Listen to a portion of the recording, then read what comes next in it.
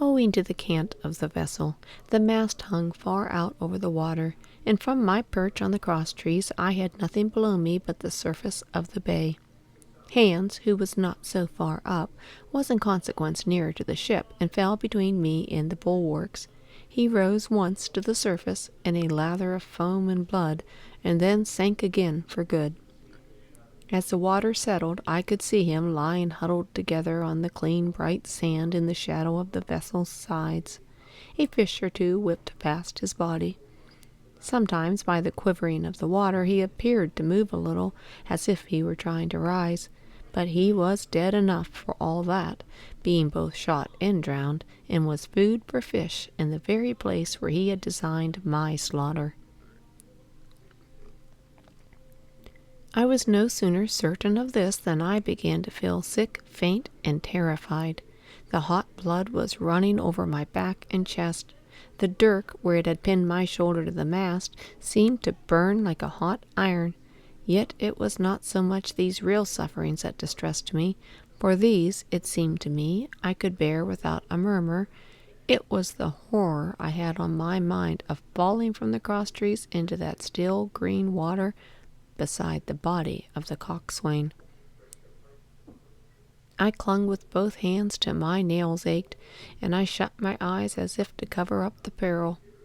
Gradually my mind came back again, my pulses quieted down to a more natural time, and I was once more in possession of myself. It was my first thought to pluck forth the dirk, but either it was stuck too hard or my nerve failed me, and I desisted with a violent shudder. Oddly enough, that very shudder did the business. The knife, in fact, had come the nearest in the world to missing me altogether. It held me by a mere pinch of skin, and this the shudder tore away. The blood ran down the faster, to be sure, but I was my own master again, and only tacked to the mast by my coat and shirt. These last I broke through with a sudden jerk, and then regained the deck by starboard shrouds. For nothing in the world would I have again ventured, shaken as I was, upon the overhanging port shrouds from which Israel had so lately fallen. I went below and did what I could for my wound. It pained me a good deal, and still bled freely, but it was neither deep nor dangerous, nor did it greatly gall me when I used my arm. Then I looked around me, and as the ship was now, in a sense, my own, I began to think of clearing it from its last passenger, the dead man, O'Brien. He had pitched, as I have said, against the bulwarks, where he lay like some horrible, ungainly sort of puppet, life-sized indeed, but how different from life's color or life's comeliness. In that position I could easily have my way with him, and as the habit of tragical adventures had worn off almost all my terror for the dead, I took him by the waist as if he had been a sack of bran, and with one good heave tumbled him overboard. He went in with a sounding plunge. The red cap came off and remained floating on the surface, and as soon as the splash subsided, I could see him and Israel lying side by side, both wavering with the tremulous movements of the water. O'Brien, though still quite a young man, was very bald.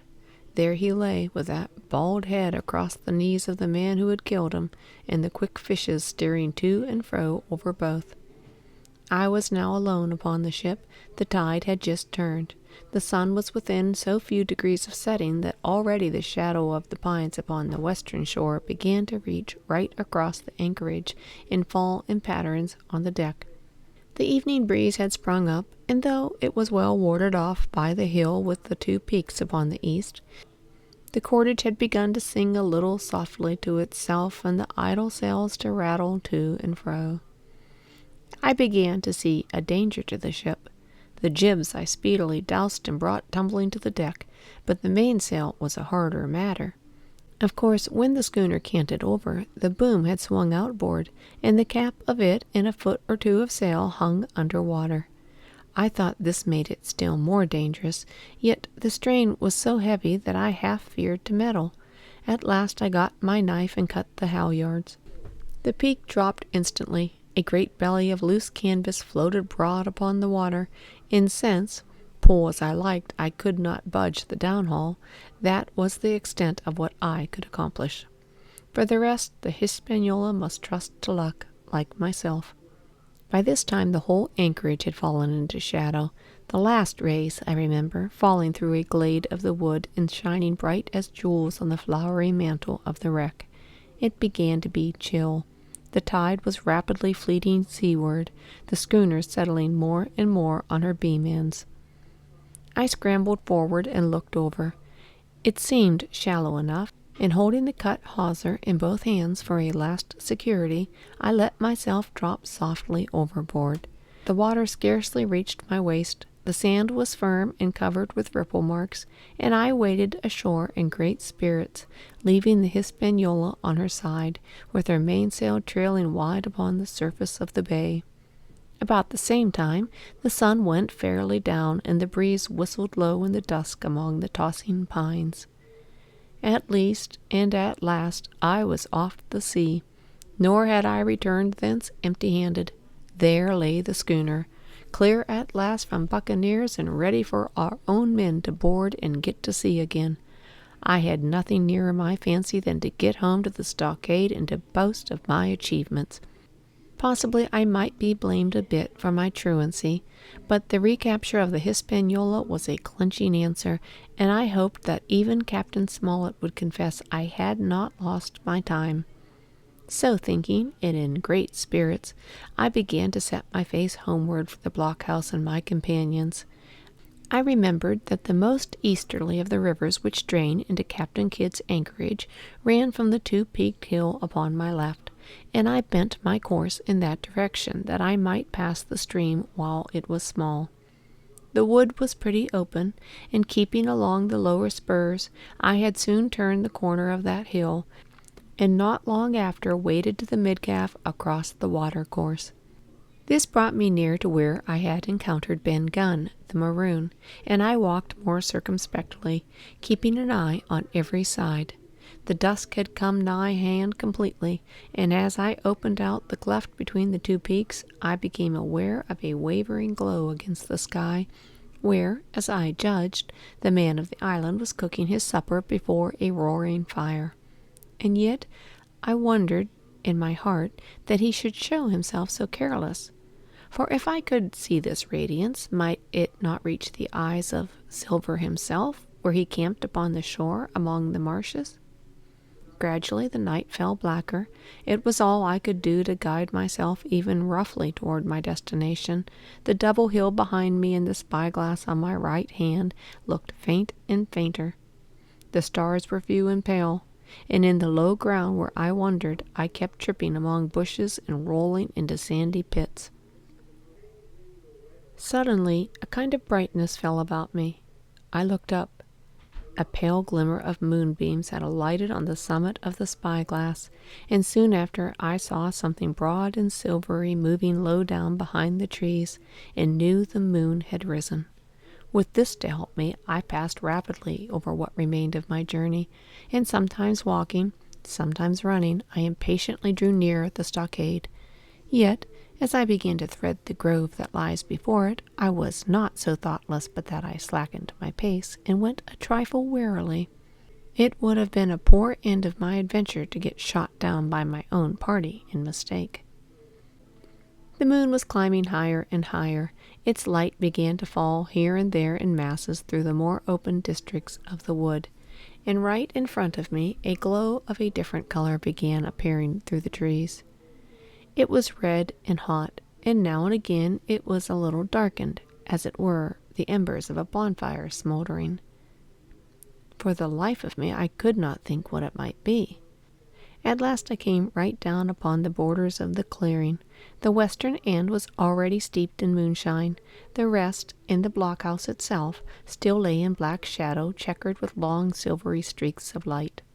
On the other side of the house an immense fire had burned itself into clear embers and shed a steady red reverberation, contrasted strongly with the mellow paleness of the moon. There was not a soul stirring, nor a sound beside the noises of the breeze. I stopped, with much wonder in my heart, perhaps a little terror also. It had not been our way to build great fires. We were, indeed, by the captain's orders, somewhat cheap with the firewood, and I began to fear that something had gone wrong while I was absent. I stole round by the eastern end, keeping close in shadow, and at a convenient place where the darkness was thickest, crossed the palisade. To make assurance surer, I got on my hands and knees and crawled, without a sound, towards the corner of the house. As I drew nearer, my heart was suddenly and greatly lightened. It is not a pleasant noise in itself, and I have often complained of it at other times, but just then it was like music to hear my friends snoring together, so loud and peaceful in their sleep. The sea cry of the watch, that beautiful "All's well," never fell more reassuringly on my ear. In the meantime, there was no doubt of one thing: they kept an infamous bad watch. If it had been Silver and the lads that were creeping in on them, not a soul would have seen daybreak. That was what it was, thought I, to have the captain wounded, and again I blamed myself sharply for leaving them in that danger with so few to mount guard. By this time I had got to the door and stood up. All was dark within, so that I could distinguish nothing by the eye. As for sounds, there was a steady drone of the snorers, and a small occasional noise, a flickering or pecking that I could in no way account for. With my arms before me, I walked steadily in. I should lie down in my own place, I thought with a silent chuckle, and enjoy their faces when they found me in the morning. My foot struck something yielding. It was a sleeper's leg, and he turned and groaned, but without waking.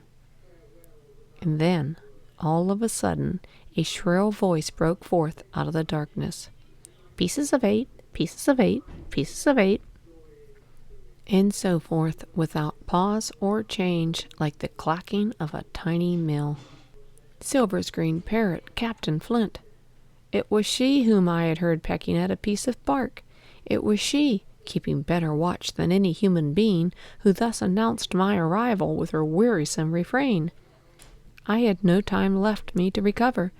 At the sharp clipping tone of the parrot, the sleepers awoke and sprang up. With a mighty oath, the voice of Silver cried, "Who goes there?" I turned to run, struck violently against one person, recoiled, and ran full into the arms of a second, who held me tight. "Bring a torch," said Silver, when my capture was thus assured. And one of the men left the log-house and presently returned with a lighted brand.